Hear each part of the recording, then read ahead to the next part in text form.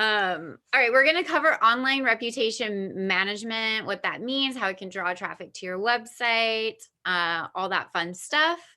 You guys all know me, but I'm still going to do my intro. So my name is Christina Curry. I'm the CEO of Sprout Creative, and we work with passionate small business owners who are really busy running their business and maybe their growth has plateaued to turn their marketing into maybe a more manageable, automated, stress-free marketing machine. So let's just dive in.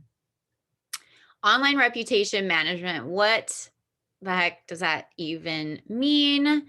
It's really it's about managing your online information, the comments that are being put out there, your reviews or testimonials, and even bad reviews and complaints. For the sake of simplicity today, I'm going to kind of leave out social media and just focus in on sites where your business is actually listed, and maybe I'll touch a little on social media, but not really a lot. And I'm going to dive in and drill in more specifically to Google My Business. I'll touch on some other sites, but pretty much Google My Business is the biggest one out there and has the most features that can help bring traffic to your website and draw attention to your business. So, oh, let me go back. I missed a slide. All right, so why even list on Google My Business? Claiming your business is actually a really effective way of driving traffic to your website. It's also a space where you can post events and products and services and other kinds of content.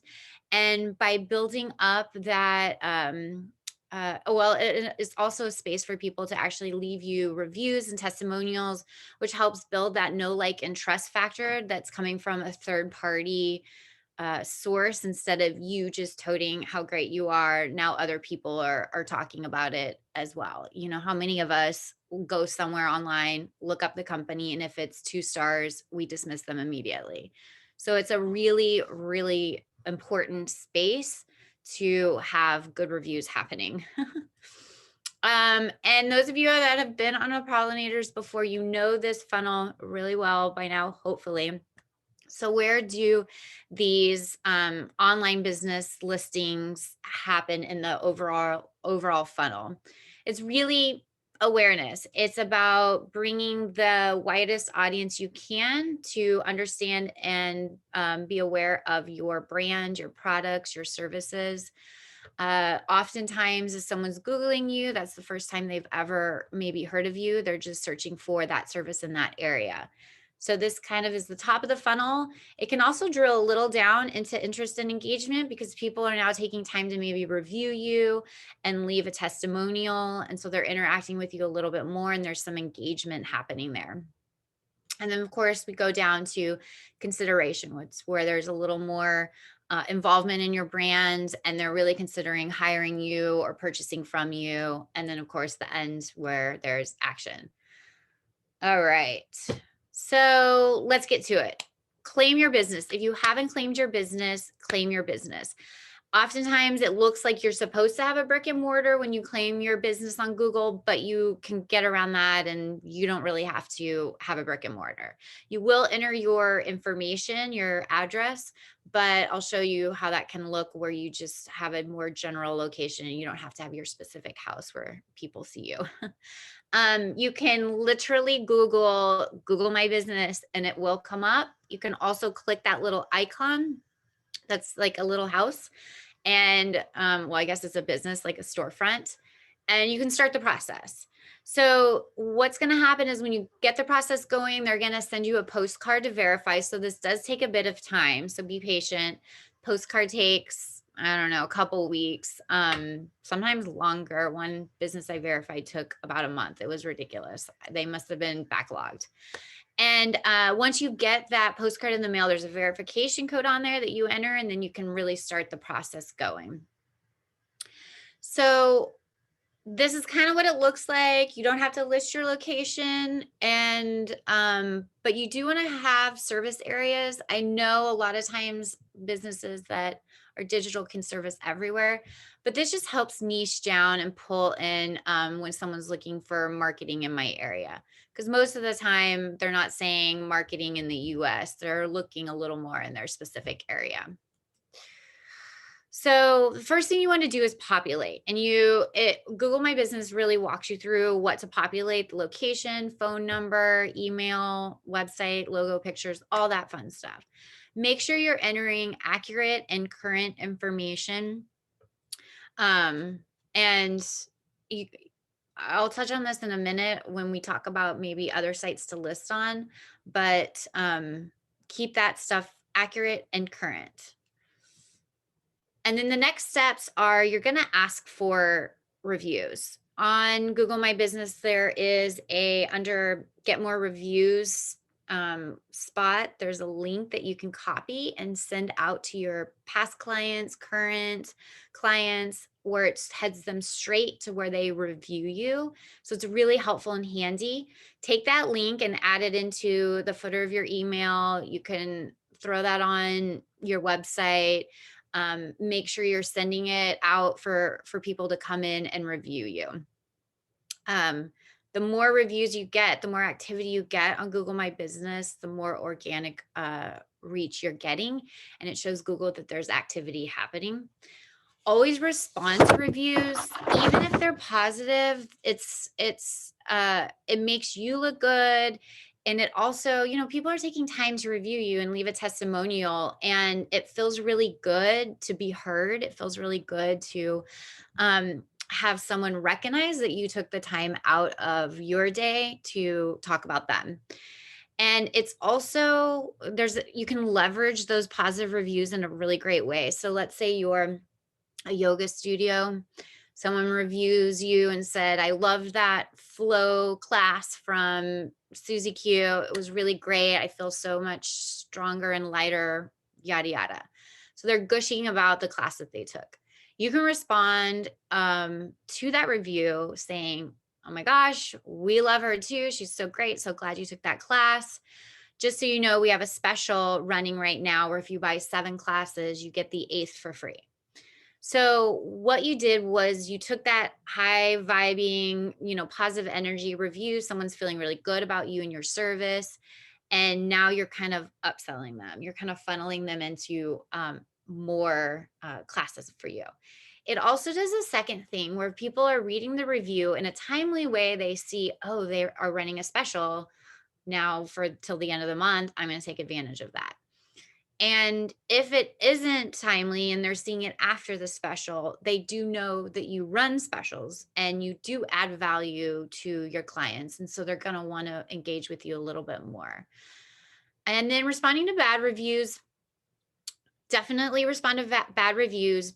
Keep your tone pleasant, upbeat, and neutral.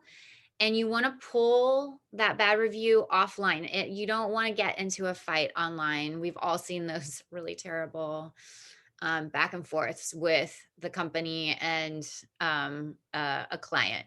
So pull it off as fast as you can by saying, we appreciate you sharing your experience. And can you please email my company at mycompany.com, and we can, explore this more, or we can help you further. I personally don't like apologizing. Sometimes the reviews aren't worthy of an apology, and you can just appreciate that they've left this review, and let's talk about it. Unless you made a mistake and they're calling you out and you want to publicly acknowledge and say, I'm sorry, you're completely right. This was very wrong. But I try to lean towards a more positive response and not necessarily a submissive apology. Also, in Google My Business, if you get a negative review that is inappropriate, you can flag it, and they tend to be pretty on it, a lot more on it than other review sites. Okay, so Here's what it looks like. You'll see the menu on the left-hand side, and then here's the review. And then here's where you can respond. You can edit it. You can filter out your reviews, and you can see who you haven't replied to and who you have and things like that. So another step that you want to take is adding in your services. I'm going to just keep going. This is what that looks like. It's in this menu item right here.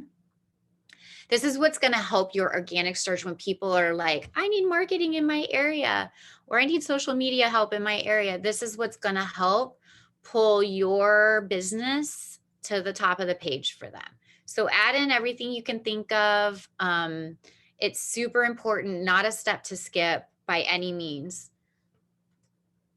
And then post your products. I don't see enough of this with my clients. There is a space that you can actually post your products.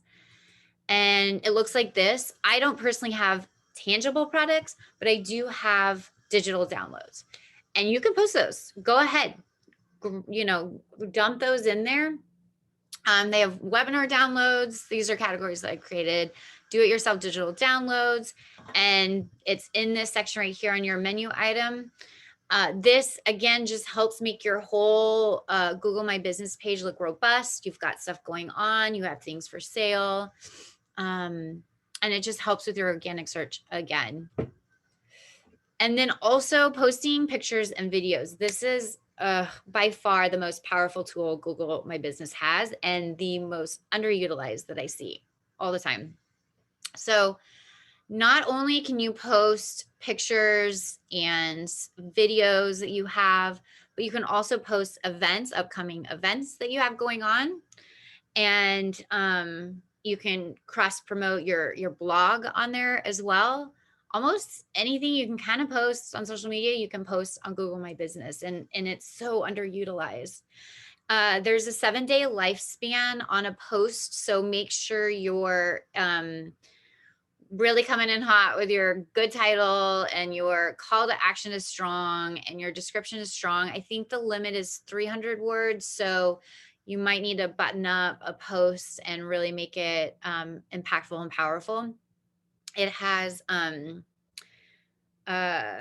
your events actually don't have a 1-week lifespan. They actually will stay up until your event is over. I think it expires on the day of your event, maybe even right there at the exact time. So keep Google My Business in mind when you're posting on social media. Think about if this adds value, because not everything you're posting, on social media is going to add value. And if it's only a week lifespan, you want to post something that's teaching them or in line actually with what your purpose is. And that takes just a couple of seconds. Head over there, do a post. What's really great too is they have call to action buttons, and it can be book now, shop here, things like that. And those are they have kind of the top powerful call to action buttons there. And so it can help drive traffic back to your website. And, I get a pretty high amount of views, and my views increase as I continue to post on my Google My Business page.